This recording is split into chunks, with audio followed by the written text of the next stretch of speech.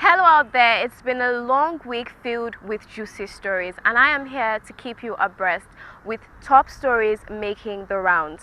I am Koinsola Adetumbi and you are watching The Diaspora. Please stay tuned.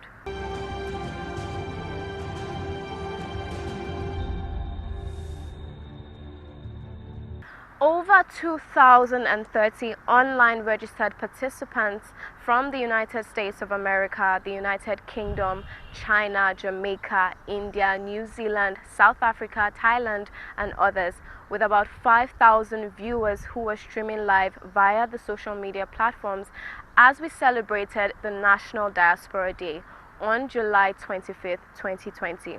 President Muhammadu Buhari, who gave his goodwill message, urged Nigerians in the diaspora to actively participate in the country's post-COVID-19 economic recovery efforts.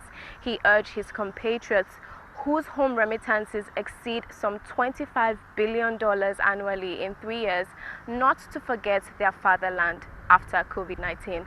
Please take a listen to President Muhammadu Buhari's speech.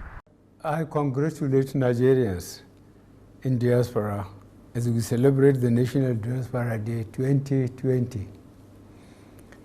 As you are aware, this date, July 25th of every year, has been set aside by the federal government of Nigeria to A, celebrate Nigerians in diaspora, estimated to be over 17 million in the Americas, Europe, Asia, Oceania, and Africa. B, to facilitate networking among the diaspora with the ministries, departments, and agencies, the government, the diaspora state focal point officers, and other private and civil society organization participants in the implementation of a practical framework for the effective engagement of the diaspora for national development. This year's celebration is by webinar for the very first time due to the effects of the ravaging coronavirus pandemic, which has created a new normal for our activities. Let me, at this juncture, commend the enormous contribution of the Nigerians in diaspora to the socio-economic development of Nigeria. Over the past 3 years, Nigerians in the diaspora have brought in over 25 billion United States dollars annually as home remittances to the Nigerian economy through official and non-official channels.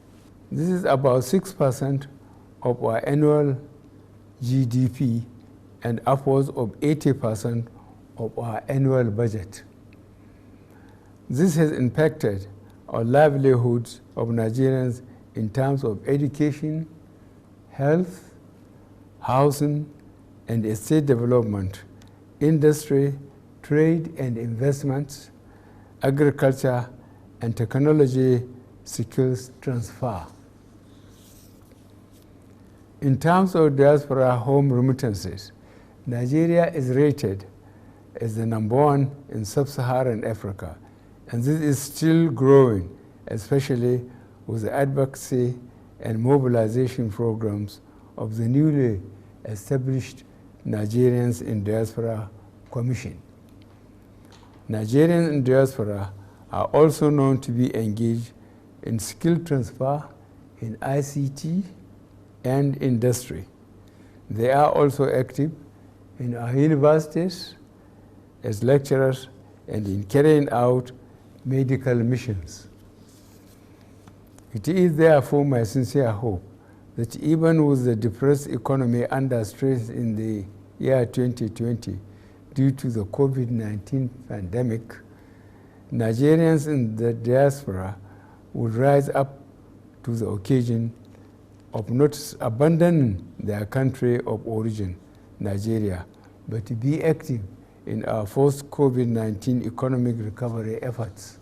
My 3-point agenda for the Nigerians in diaspora remains the same and particularly relevant at this auspicious occasion, and I wish to repeat them as follows.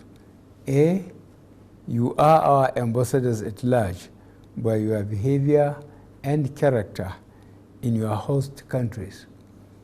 B, whatever legitimate endeavor you choose, you must excel and be the best.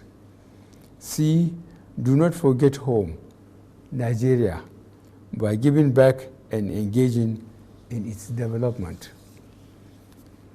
In my several interactions with Nigerians in diaspora at town hall meetings I have had in various countries of the world, I must say I have been impressed with the support and contribution of Nigerians in the diaspora to the socio-economic development of Nigeria. May I therefore congratulate all Nigerians in diaspora and those at home on the auspicious occasion of the celebration of the 2020 National Diaspora Day. Thank you, and God bless the Federal Republic of Nigeria. We will bring you a full package of this year's National Diaspora Day on our subsequent edition. Honorable Abike Dabiri Erewa, Chairman CEO of the Nigerians in Diaspora Commission, commended a Nigerian-born Lieutenant Victor Algumbiadee of the U.S. Navy for his exemplary conduct and outstanding character. She said, "Your excellent and outstanding behavior earned you a Medal of Commendation for your meritorious service from the U.S. Navy." Now, let's take a listen to his interview session. I traveled to America on family-sponsored immigrant visa in February 2007.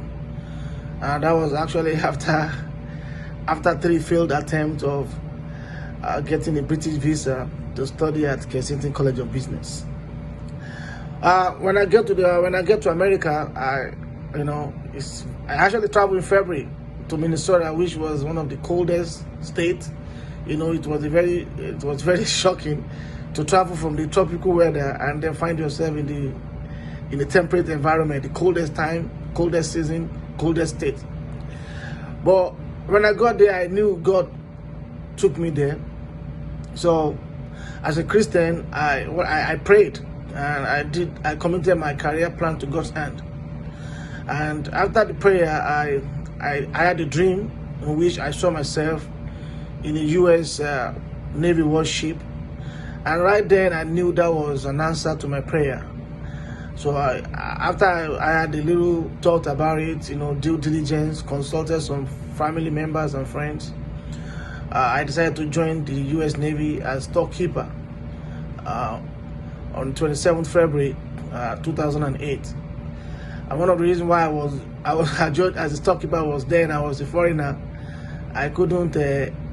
I can't get a security clearance, so most of the jobs that involve clearances, I can't do it. And as time progresses, the same year I became a U.S. citizen due to the executive order of President Bush, and that kind of make room for me. And I had the opportunity to go back to school, where I study economics, and I ended up finishing as a first class in economics. In the American, they call it summa cum laude. I had a bachelor degree in economics, summa cum laude, and after then, while I was still my final semester, I was allowed to start with my MBA because of my superior grades. I still believe there are a lot of Nigerians out there who are honest and not fraudulent. Not all Nigerians are fraudulent. There are still a lot of remnants. There are remnants who are still making Nigeria proud, and I just feel privileged to be one of them. A lot of us will still not bow to corruption. Not all Nigerians are corrupt. I will argue against that. There are still a lot of Nigerians who are still doing great things, and I thank God for this special grace that I'm one of them. I mean, I will encourage them to continue to be stars in their chosen endeavors, to still carry the Nigerian flag high, and still continue to positively impact the society. I was watching a video of a Nigerian doctor in Texas one of those who have discovered I mean, for now, the vaccine for the dreaded COVID-19. So my word is, let's continue to be a star in our shooting endeavors, so that we can continue to carry the Nigerian flag high, home and abroad. I normally visit Nigeria every year to attend my family reunion at Ilese, Ijebu-Ode. You know, my late mother was from a royal family in Ilese. So we have this Adekoya Descendant Day reunion every year. And since I've traveled to US almost 13 years now, I try as much as possible to be there, to be at that reunion every day, because that is part of me, that is my heritage. I'm grateful to God for my country of birth, Nigeria, because that's where I'm from. Nigerian blood still flows in my vein. And I'm also very appreciative of God's grace for giving me the opportunity to become an American, you know. And I just want to say that it means a lot to me. I'm proud of my heritage, and I cherish my heritage, and I'm thankful to God for every opportunity He has given me in life to explore, and then be able to crystallize my dreams to where I am now. I will not say I miss Nigeria, because I come home regularly, and I'm always in contact with my family, my sisters. Thank God for WhatsApp, you know, a video call. We talk every time. But it would be nice if I can have access to Ikokore Jebu every time, you know. I will ask Nigerians to join hands with the government to rebuilding Nigeria. Every citizen should be personally responsible for the failure and success of the country. I want Nigerians to be determined to work hard and make Nigeria great again. Build a better Nigeria and leverage on the positives. I want Nigerian economy to be driven by small businesses. Because when you look at America today, even during this time of coronavirus, you see that the government of America places more emphasis on giving soft loan to small businesses, because that is what drives the economy.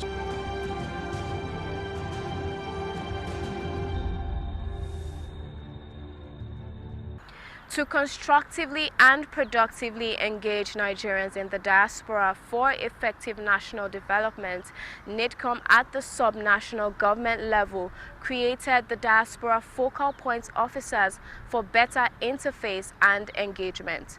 On the show, we bring you Dr. Femi Okezie, the Senior Special Assistant to the Ekiti State Governor on Diaspora Affairs. Diasporans are, dispersed.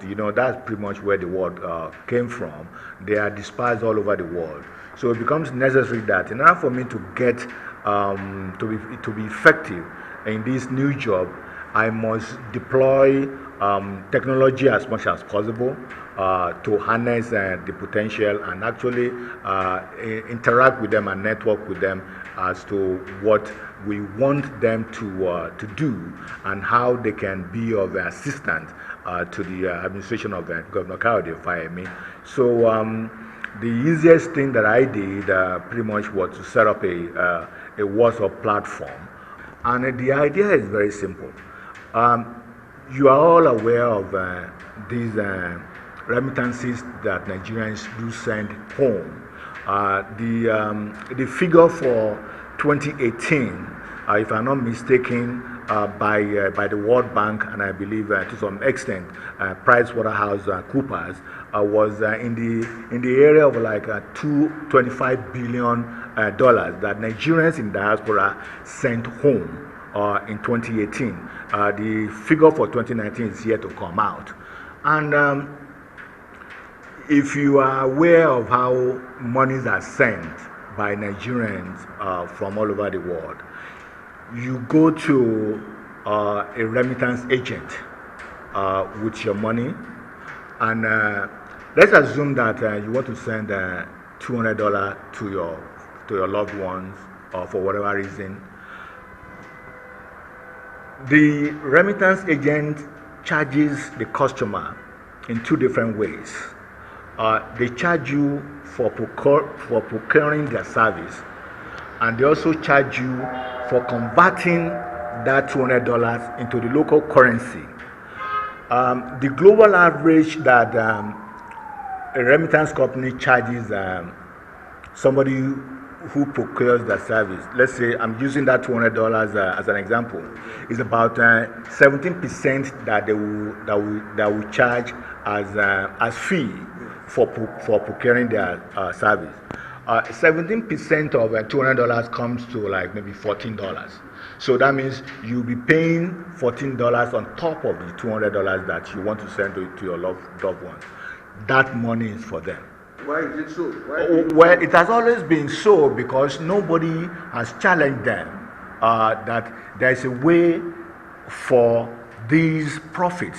You can now imagine $25 billion, how much revenue, how much profit these companies are going to generate from $25 billion. That is a huge amount of profit that goes primarily to them. What I want us to do now, and what I'm beginning to campaign on, is that this profit should be and must be shared by not only the Nigerian government but also the state government. This is the idea of an externally generated revenue. You know, one of the challenges foreign investors, Nigerians in diaspora, have about Nigeria is the issue of safety and security of capital. You know, like we say in business, capital is a coward. Yeah. It does not go where its money is not secured. Right. Right. So what are the safety valves and nets that are in place in Ekiti for Ekiti diasporans to invest in Ekiti? Let's just take agriculture as an example. As a government, we are very big in agriculture. And that is because we want to transform our agriculture from the subsistent to the mechanized. So if anyone is serious about engaging in agriculture in the Ekiti state and he wants to engage in mechanized farming, the land for him or her to do that is going to be given by government free of charge. To me, that's a major incentive. As long as you say you want to do mechanized farming, the land is yours for the asking. So not only that, everything in terms of how diaspora invests either in Nigeria as a country or in their respective state is a function of the confidence or otherwise that they have on the government of that day. One good thing that is going for us is the goodwill that we've been getting from Ekiti indigenous in the diaspora for the Governor Kayode Fayemi administration, knowing fully well what happened before he took over the government. So we have a tremendous amount of goodwill, and when you have a goodwill, that means you are being trusted more. When you have a goodwill, they know that they can do business with you. When you have a goodwill, they know that their monies will be safe because your word is your bond. And Fayemi has all this goodwill going. So we are leveraging on the goodwill that he has.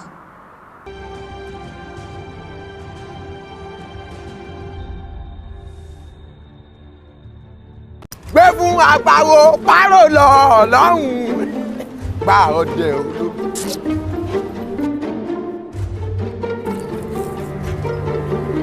Aha!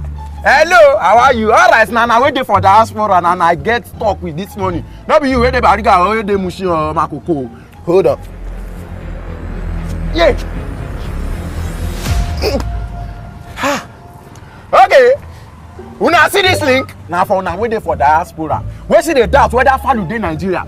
Hello, don't think about it. This link it go carry you direct go the place where we say it go help you choose which investment you want to do for Nigeria. Any investment, whether na waiting, whether na bank shares, whether na agriculture, whether na real estate, whether na stock exchange, any investment wey you wan do, make sure say you click am because anything fit happen for diaspora anytime and e go better say if you come Nigeria, you go get where you go relax and you get investment to fall back to. Hello, make sure say you click am because if you wan say what? Wait there. Hey, Oga, say make I help you click the link. Make to click wetin? When we say na Ambiolo primary school you go, you know here when I talk say na for people wey dey for diaspora. People wey dey for diaspora, what are they called? I know they are called diasporans. Oh, there. Let me talk to my diasporans people. Make sure say you click this link. Oh yeah, to betterment your life. Because when you both say what the investment in your country in Nigeria is a forever life betterment. Thank you. You see the here. If you like say you don't get job for filling station, you see the here. Go. Look.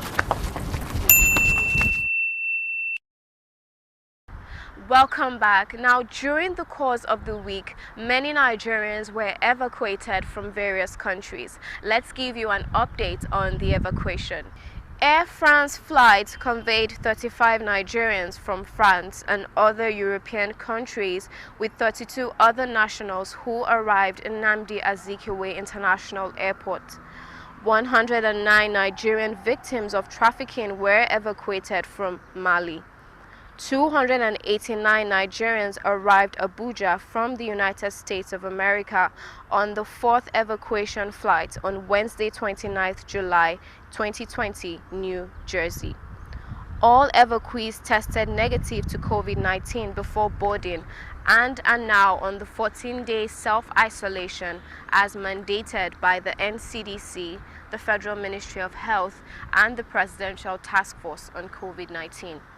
Now, here is a commendation letter from the Nigerians in Diaspora Organization, Thailand, to the Federal Republic of Nigeria. It reads thus: following reports of the case of 3 Nigerians stranded in Thailand, relevant agencies of government had intervened and engaged the government of Thailand, leading to the successful evacuation of these Nigerians. We say the evacuation exercise has not only given relief to those rescued, but has also reassured Nigerians in diaspora that in time of calamity, the whole country stands firmly united. And now we bring to your screen the profile of some of our frontline heroes. Dr. Olatokunbo Shongowawa, public health expert. Dr. Shongowawa was the first Nigerian to be appointed to a Director of Public Health post in the NHS. He was also appointed as a consultant in the year 2000 and made a Director of Public Health (DPH) for North Tees NHS Teaching Primary Care Trust in 2002. He has held senior board level positions in the NHS, such as Clinical Director of Public Health, Director of Infection Prevention and Control (NHS Tees), and Director of Public Health, NHS Specialized Commissioning with Northeast Specialized Commissioning Group, NESCG. Following the transfer of public health responsibilities from the NHS to local government in line with the Health and Social Care Act 2012, Dr. Shongowawa led the establishment of the Tees Valley Public Health Shared Service, hosted by Redcar and Am Cleveland Borough Council on behalf of the 5 Tees Valley local authorities. On the basis of the effective usage of limited and scarce specialist public health resources, knowledge and skills, and enabling directors of public health for the 5 Tees Valley local authorities to discharge public health statutory duties in the most cost-effective way. No wonder he was then appointed the Clinical Director of Public Health for the service. One of his achievements included the procurement, commissioning, and contract monitoring of an integrated sexual health and HIV service on behalf of 4 local authorities, 2 CCGs, and NHS England. Proudly Nigerian.